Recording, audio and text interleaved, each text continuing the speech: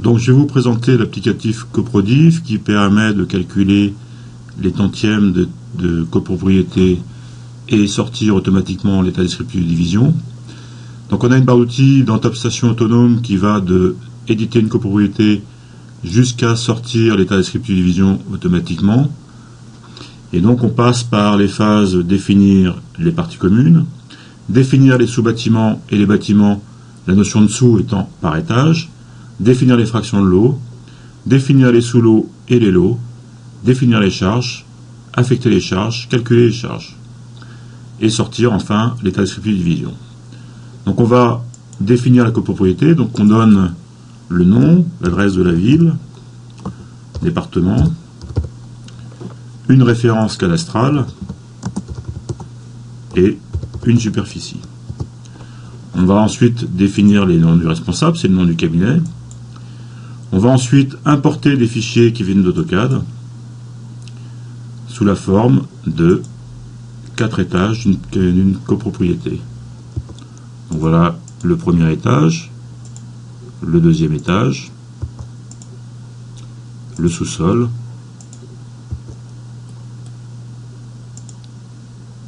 et le rez-de-chaussée. On va ensuite décomposer ces dessins entiers pris comme bloc et on récupère la structure de calque d'AutoCAD. On va ensuite supprimer ou geler plutôt le calque mobilier,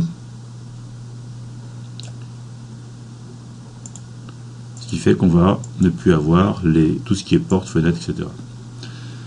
Donc ici on reconnaît donc le rez-de-chaussée bâtiment A, rez-de-chaussée bâtiment B, premier sous-sol bâtiment A, premier étage bâtiment A, deuxième étage bâtiment A. Ensuite on va s'occuper des parties communes, donc on va commencer par, si le plan était pourri, par réutiliser une partie commune. Donc pour ça on va pouvoir quand même aspirer les extrémités et je réutilise mon entrée qui est là.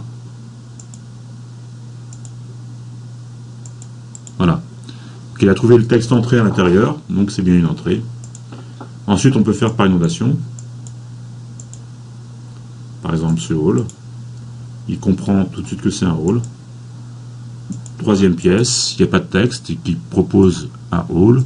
Mettons que ça soit un sas. Voilà. Et enfin, le dégagement au premier sous-sol. Il reconnaît l'abréviation DGT. Voilà. Ensuite, on va définir ce qu'on appelle les sous-bâtiments. Donc le sous-bâtiment A au rez-de-chaussée, dans lequel il y a ces 3 parties communes qui sont là. Et on va centrer le nom à côté, ici. Voilà. Il va incrémenter les étages. Donc le bâtiment A au rez-de-chaussée n'a pas de partie commune. C'est un triplex. Le bâtiment A au deuxième étage n'a pas de partie commune. C'est un triplex. Et on va avoir juste un premier sous-sol qui nous reste, avec une partie commune qui est le dégagement qui reste. Et je mets le texte à côté. Ensuite, on a un bâtiment B qui est le garage, au rez-de-chaussée, dans lequel il n'y a pas de partie commune et qui est juste là. On va ensuite construire les bâtiments à partir des sous-bâtiments. Donc le bâtiment B, on va dire que c'est un garage. Il n'y a qu'un seul niveau. Et le bâtiment A, on vérifie qu'il y a bien les 4 niveaux, premier sous-sol, rez-de-chaussée, premier, deuxième, et ce sera le bâtiment en cours. Ensuite, on va s'occuper des fractions de l'eau, donc on peut faire par inondation comme tout à l'heure. Donc là, il a compris que c'était un stationnement. Pour lui, c'est un coefficient de nature de 0,2, qui m'a marqué ici. Donc on peut faire comme ça, pièce par pièce, mais on peut également transposer les calques, si les calques ont bien été définis. Et donc on va cliquer sur les calques des zones et le calque des textes, et on va transposer toutes les pièces de façon à avoir toutes les pièces pour la copropriété. On fait pareil au premier sous-sol. Pour des caves, il a mis une coefficient de nature de 0,15. Au premier étage. Et au deuxième étage. Au deuxième étage, il y a des textes qu'il ne comprend pas, donc il va il me propose de zoomer dessus, on va dire que c'est des chambres, c'est les parties inférieures à 80, donc on va dire que c'est des chambres, et on viendra modifier après pour dire que ce sont des hauteurs inférieures à 80. Donc je reviens éditer mes fractions de lot, dire que ce sont des hauteurs inférieures à 80, et donc j'ai un coefficient multiplicatif à 0,4. Par contre, je ne veux pas que ça soit listé dans le DD, c'est-à-dire que je ne veux pas qu'ils mettent deux chambres, alors que c'est juste une partie de chambre inférieure à 80. Donc je fais pareil pour toutes mes parties inférieures à 80.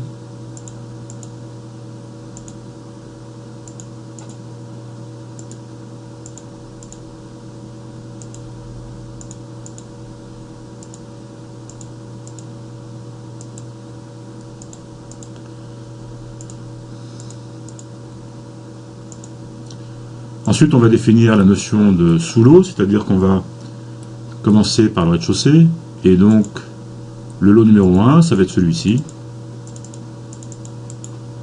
On va mettre une couleur un peu plus vive, voilà. Et donc c'est le lot numéro 1 au rez-de-chaussée, voilà. Le lot numéro 2, c'est l'équivalent de l'autre côté. Voilà, on est au rez-de-chaussée. Le lot numéro 3, c'est un triplex. C'est d'abord cette partie-là au rez-de-chaussée. Donc, on est au numéro 3. On peut mettre un numéro commercial, par exemple 101. Voilà. Ensuite, on va aller, tout ce qui est au premier, c'est pour le lot numéro 3. Voilà. Donc, on est au premier étage. Et c'est le lot numéro 3. Donc, il récupère la couleur et le numéro commercial du lot. Tout ce qui est pas cave, etc., c'est pour moi. Au deuxième étage, je peux prendre comme ça ou comme ça. Je suis au deuxième, et c'est le lot 3. Donc on récupère, pareil, la couleur, le numéro commercial du lot. Ensuite, j'ai une double cave au premier sous-sol, qui est ici. C'est le lot numéro 4. Lot numéro 5, ici. Lot numéro 6, ici. Un stationnement extérieur, qui est ici, au rez-de-chaussée. Mon garage. Le lot numéro 8. Donc le programme me dit que je n'ai pas oublié une pièce quelque part, donc il me propose de construire les lots. Donc il construit les lots à partir des sous-lots. Donc le lot numéro 3, on va dire que c'est un triplex. Il y a bien les 3 niveaux. Rez-de-chaussée, premier, deuxième. Donc il a mis toutes les parties surface privative, hauteur inférieure à 80, etc. On peut déterminer un coefficient d'ensoleillement en fonction de la hauteur, distribution de l'exposition. Il a tout mis dans le bâtiment A. Donc, par exemple, le lot numéro 4, ce sont des caves. Donc, on remet cave. Et le lot numéro 7, il a mis dans le bâtiment A, le stationnement, alors qu'il est ni dans A ni dans B, il est à l'extérieur. Voilà. Et le lot 8, il est dans le bâtiment B.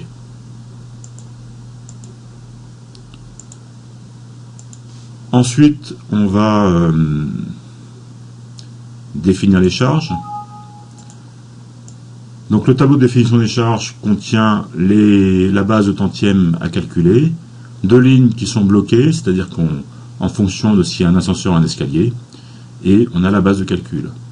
On va définir 3 lignes d'exemple, donc des charges de bâtiment A,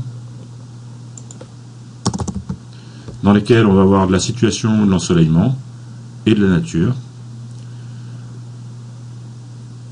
Au niveau du choix des coefficients, donc on peut prendre situation, ensoleillement, ascenseur, escalier, nature, volume. Si on peut différencier également les surfaces entre surface carrée, hauteur à 80, annexe, embrasure, jouissance, éventuellement un occupant. Je vais me définir une chaufferie, c'est-à-dire qu'ici on va avoir une charge de chaufferie. On peut mettre par exemple du 23 500e. Ça peut être un modificatif copropriété, et dans lequel on va faire un calcul sur le volume. Surface des pièces multipliée sur le plafond. Et ensuite, on va se définir des charges de jardin.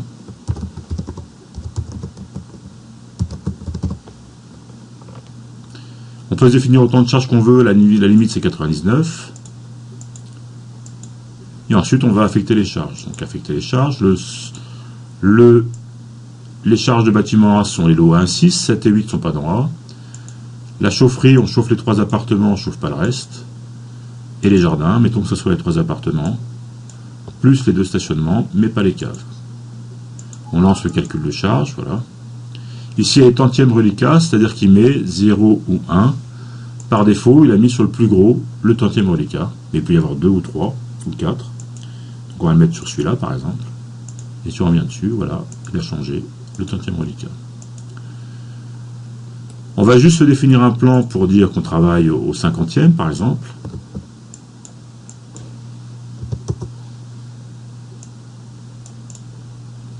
Et on va sortir un descriptive division avec toutes les options.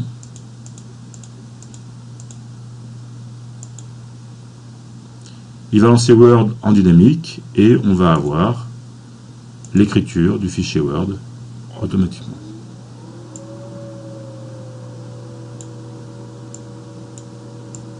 Voilà, donc il écrit automatiquement toutes les informations qu'il a du plan sont écrites automatiquement dans un fichier Word dynamique qui va, à l'instant T, être détaché de la base.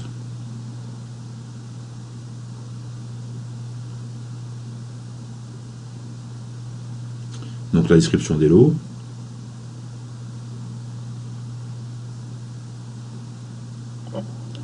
Le tableau des tantièmes de copropriété, avec un passage à la page suivante.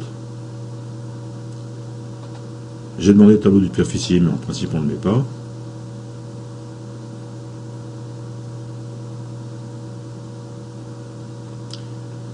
Les parties communes spéciales. Et à la fin, on va voir le tableau de répartition des charges.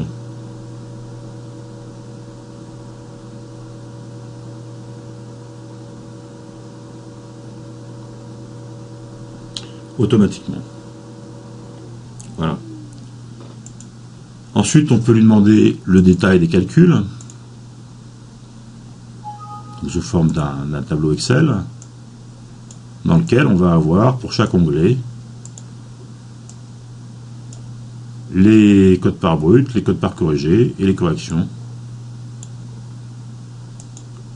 Ensuite, on peut sortir les certificats Carrez.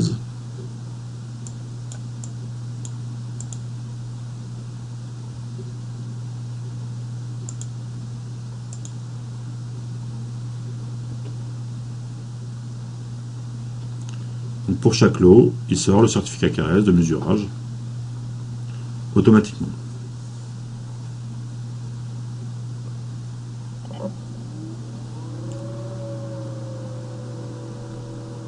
Et pour le lot numéro 3, les éléments non pris en compte au titre des surfaces privatives ou annexes, hauteur inférieure à 80, etc.